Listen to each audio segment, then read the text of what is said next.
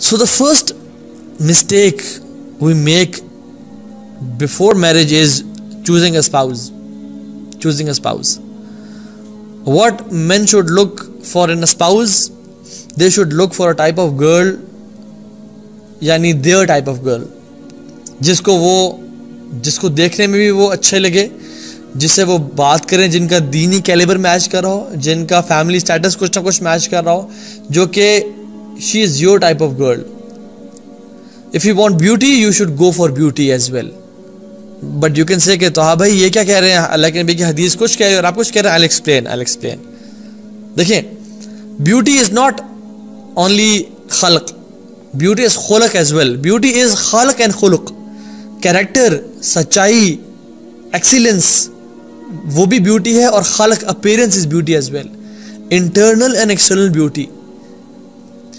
तो क्या होगा अगर किसी औरत के पास इमेजिन दीन है, imagine you want to marry someone के, तो हाँ भाई मुझे ऐसी और शादी करनी जो कि आलिमा है, उसको कुरान का हिफ्ज़ है, उसको सबा क़िरात आती हैं, एंड यू नो अशरा क़िरात भी, यानी 3 जो मुतशाबिह क़िरात है वो भी इसको आती हैं, एंड शी हैज़ मेमोराइज्ड सहाह सित्ता, ऑल सुनन of you know books of हदीस, सुनन Tirmidhi, Nasai, Ibn Majah, Bukhari and मुस्लिम.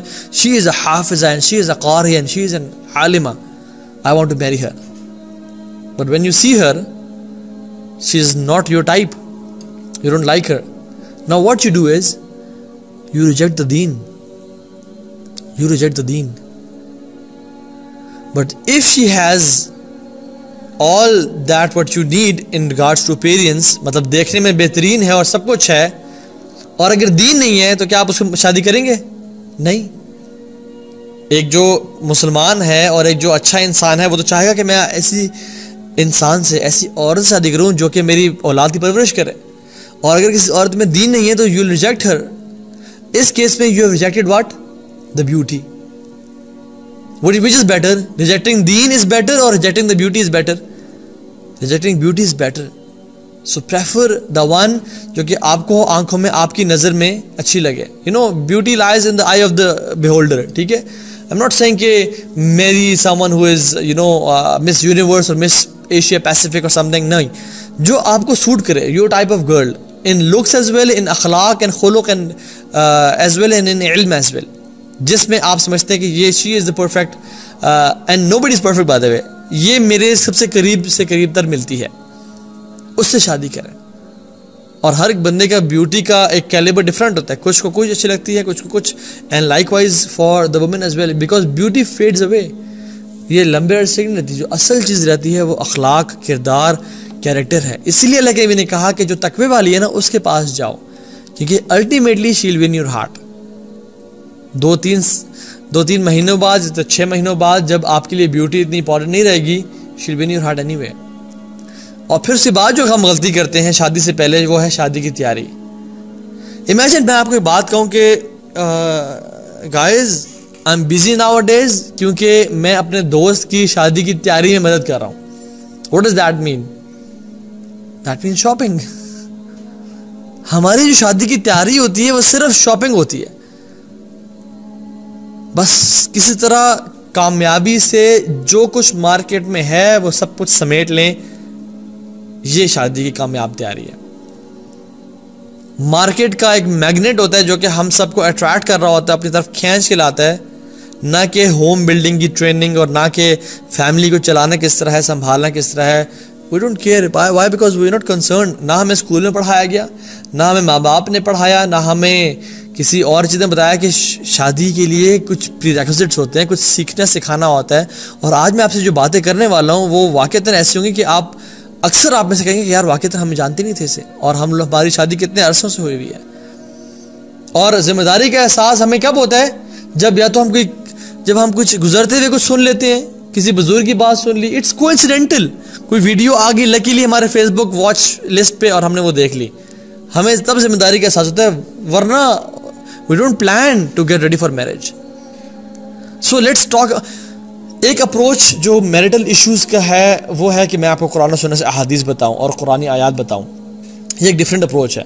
इंशाल्लाह इस पर आपको बहुत सारे लेक्चर्स भी मिल जाएंगे और बहुत सारी बातें इंशाल्लाह हम इस पे फ्यूचर में कभी करेंगे इंशाल्लाह, ठीक है। लेकिन I want to approach this issue with a different angle, with a different dimension altogether, ठीक है। Listen to this. मर्द की कुछ रिस्पॉन्सिबिलिटीज होती हैं, उन रिस्पॉन्सिबिलिटीज की मेनली दो कैटेगरीज होती हैं। एक कैटेगरी है इंटेंजिबल नीड्स और रिस्पॉन्सिबिलिटीज, और दूसरी है टैंजिबल रिस्पॉन्सिबिलिटीज। सब कॉन्टिनेंट के और पूरी दुनिया के अक्सर मर्द अपनी रिस्पॉन्सिबिलिटीज को सिर्फ टैंजिबल रिस्पॉन्सिबिलिटीज को समझ के कहते हैं कि हमने तो पैसा, खाना, शेल्टर, बेड दे दिया, हमारी रिस्पॉन्सिबिलिटीज खत्म। लेकिन जान लें कि intangible responsibilities are more important and needed than the tangible responsibilities. Intangible का मतलब है जिनको छुआ ना जा सके, यानी respect, love, protection, security, sense of security, सब चीजें।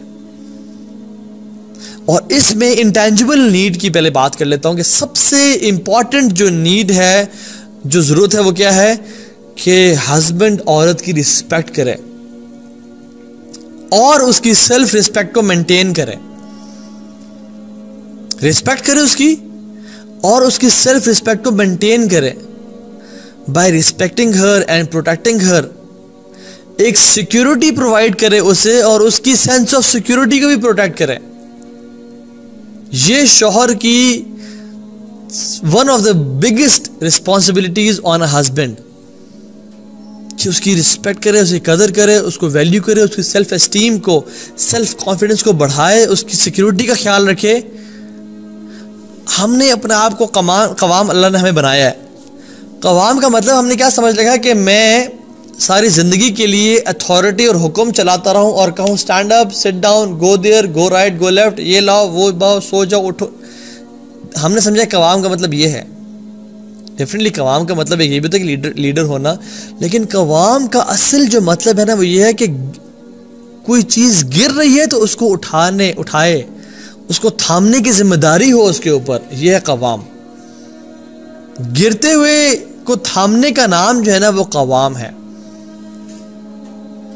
Unfortunately, nowadays it's the opposite. And the opposite thing is, जिस शख्स ने एक औरत को सिक्योरिटी या उसको उसकी सेल्फ रिस्पेक्ट को मेंटेन रखना था by protecting her sense of self respect and sense of security, वही इंसान है जो बेडरूम में आके उसकी सिक्योरिटी को तार कर रहा है और उसकी रिस्पेक्ट को पार कर रहा है। This is the irony of this Umma, unfortunately. जो जिसकी रिस्पॉन्सिबिलिटी थी कि उसको बचाए, उसका ख्याल रखे, उसको एलिवेट करे, वही इंसान जो है वो उसकी अपनी रिस्पॉन्सिबिलिटी, चलो एक तो है ना निभाना, एक होता है उसकी एग्जैक्ट ऑपोजिट करना, वो कर रहे हैं। और हम लोग शादी की तैयारी, बस शेरवानी बन जाए, सूट बन जाए, ये चीज़ बन जाए, वो चीज़ बन जाए। मर्द इस काबिल नहीं होते कि औरत को किस तरह ट्रीट करें।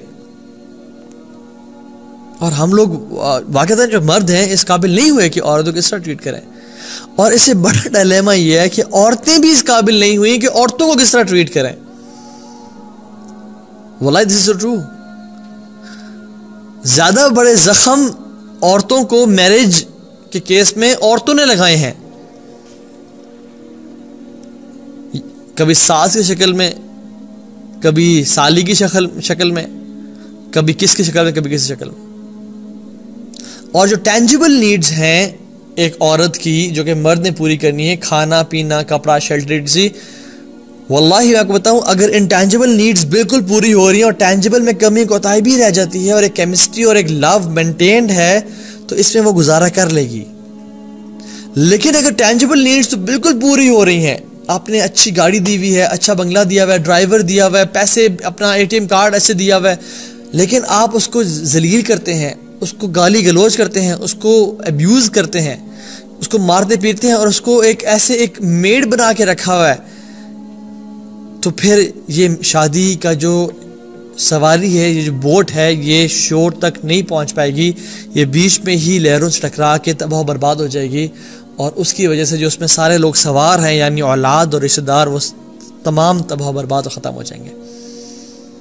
ये मैंने आपको एक ग्लिम्प्स दे दिया, ठीक है, टाइम शॉर्ट है, मैं इस पे लंबा बहुत बातें की जा सकती हैं, इट्स डिटेल टॉपिक, लेकिन I will just give you different dimensions के हो क्या रहा है हमारे माशरे में। औरत की जिम्मेदारी क्या है? औरत की जिम्मेदारी बहुत, देखिए औरत की जिम्मेदारी समझने के लिए ना आप you have to understand the order of relationships. आप समझ लें इसको, हर इंसान का एक ऑर्डर ऑफ रिलेशनशिप होता है। मैं सबसे पहले क्या हूं? मैं सबसे पहले इंसान हूं, उसके बाद मैं कौन हूं? मुसलमान हूं, उससे पहले, बल्कि मुसलमान से ही पहले मैं तोहा हूं, और उसके बाद मैं मुसलमान हूं। मैं मतलब एक इंसान हूं, मेरी एक सेल्फ है तोहा, फिर मैं मुसलमान हूं, उसके बाद मैं एक बेटा हूं, मैं एक हस्बैंड हूं, मैं एक बाप हूं, और इस तरह की मुख्तलिफ ऑर्डर रिलेशनशिप्स है। ठीक है, तो चले इंसान, मुसलमान और अपने सेल्फ को छोड़ते हैं। मेरे लिए सबसे, एक मर्द के लिए जो ऑर्डर रिलेशनशिप है, जो प्रायोरिटीज हैं, सबसे अहम कौन, फिर अहम कौन, फिर अहम कौन, वो कौन होता है? यानी मेरे लिए सबसे इंपॉर्टेंट, पहले औरत की बात कर लेते हैं ताकि आपको ज़्यादा समझ आए इंशाल्लाह। औरत की, एक औरत है, उसका नाम आयशा है, वो इंसान है, वो उसका एक सेल्फ है, वो आयशा है, उसके बाद वो मुसलमान है, और उसके बाद वो शादी से पहले वो एक बेटी है, उसके बाद वो एक बहन है, उसके बाद वो एक डेंटिस्ट है, इंजीनियर है, डॉक्टर है, जो चीज़ भी है। उसके बाद यानी अगर वो किसी की खाला या चाची है तो फिर वो डेंटिस्ट से भी ऊपर आएगा उसका। I wish I had a board and a marker जिसमें आपको लिख के दिखा देता। लेकिन जब वो शादी होती है उसकी, तो इसकी जो ऑर्डर ऑफ रिलेशनशिप है वो रीसेट होता है, मतलब वो ऑर्डर ऑफ रिलेशनशिप वो बदल जाता है। और वो कैसे बदलता है कि जो सबसे पहले वो बेटी थी वो नीचे आ जाती है, और सबसे पहले वो बीवी बन जाती है, और उसके बाद बेटी नहीं होती, उसके बाद मां बनती है।